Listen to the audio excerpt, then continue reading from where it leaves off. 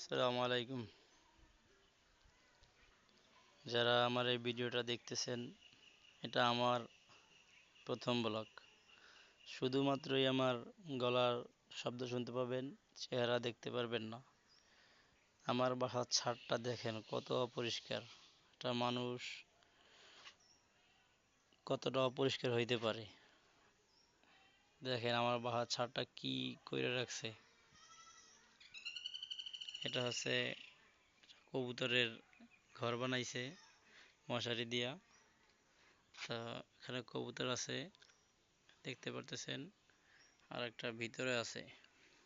প্রথম ডিম দিল এরা, দুইটা ডিম দিছে। আমার নিজের হাতে বানানো কবুতরের ঘর, দেখতে ততটা ভালো না, তারপরে মোটামুটি চলতেছে আর কি।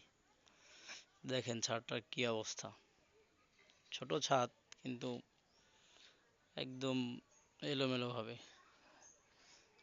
ছাদের ভিতরে মিষ্টি কুমড়া গাছ আছে দেখেন,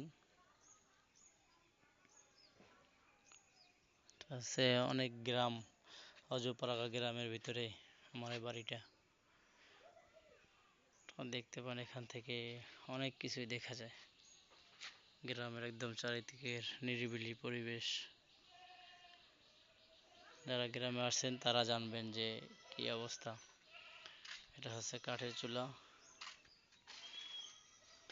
কাঠের চুলা আছে এখানে।